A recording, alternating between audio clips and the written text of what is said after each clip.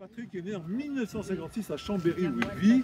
Entre 1976 et 2018, il a publié une quarantaine de livres, excusez du peu. Donc Patrick, il a fait le choix de vivre de sa plume, autant dire qu'il a sauté sans parachute. Et rien que pour ça, je l'admire beaucoup. Et il faut quand même savoir que la liberté a un prix, et ce prix est extrêmement élevé. Alors, Patrick, il nous fait principalement de la poésie, mais il a aussi écrit pour le théâtre. Il a été chanteur, il a enregistré 3 disques avec le compositeur Philippe Cholat. Ensemble, ils ont fondé un groupe qui s'appelle toujours Non, ça s'appelle plus. Personnel, qui a tourné au début des années 80. Leur premier disque a été programmé par Jean-Louis Foulquier sur France Inter. Depuis 30 ans, il défend la lecture publique, notamment au travers de sa revue Orale. Donc il y a beaucoup à dire sur Patrick. À l'été 2012, le chanteur Ricky James lui a proposé de partager la scène des Estivales de Savoie devant près de 2000 personnes. 2011, 2012, 2013, ces textes ont été programmés sur France Musique dans l'émission de Véronique Sauger, Les Contes du jour et de la nuit. Et ainsi, en 2013, une semaine entière a été consacrée sur France Musique à son livre Les écrits dans l'arbre. Patrick va publier dans les 3 semaines qui viennent un nouvel ouvrage qui s'appelle Les percussions de l'instant. Et puis je crois que j'ai tout dit, je pense que c'est à toi. Voilà. Merci. Merci à toi.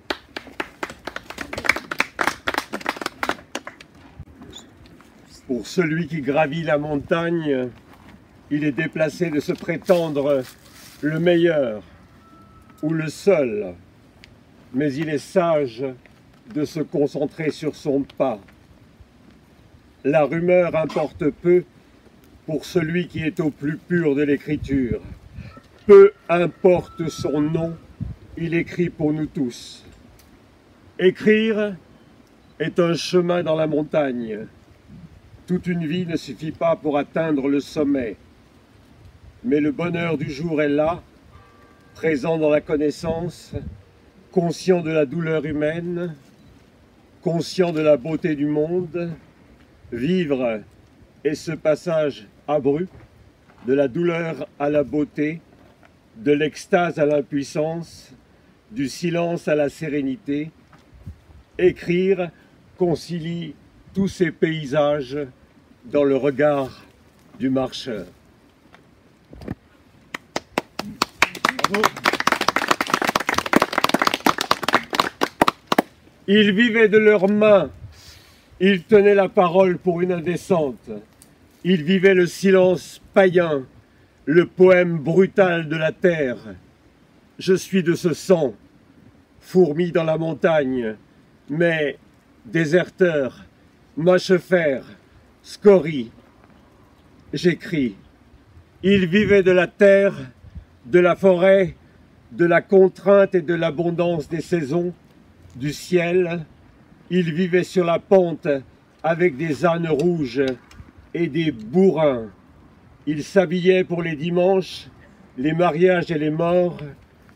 Ils considéraient le destin comme un dieu solaire et chagrin, un dieu des cimetières qui vous accorde les mains pour le travail plutôt que pour la prière.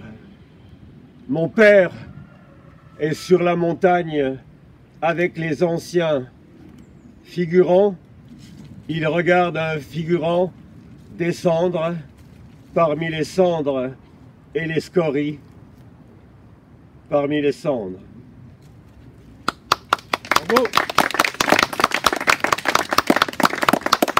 Merci, merci mon père de m'avoir donné ce nom, chemin, que tes ancêtres empruntaient déjà au temps des cerises, génération de marcheurs qui descendaient travailler dans les filatures au début du siècle dernier.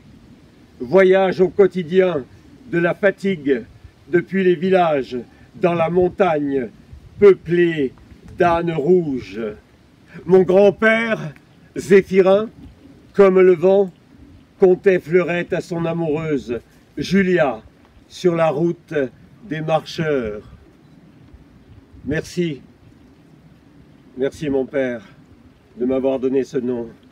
Moi aussi, je marche vers la filature, du texte, dans l'usine de la littérature où les ouvriers traitent avec la beauté, où il faut rester modeste et marcher sans demander son reste.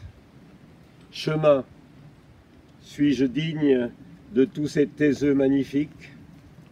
La parole est indécente sur la pente. Suis-je digne de l'héritage de tous ces pauvres gens?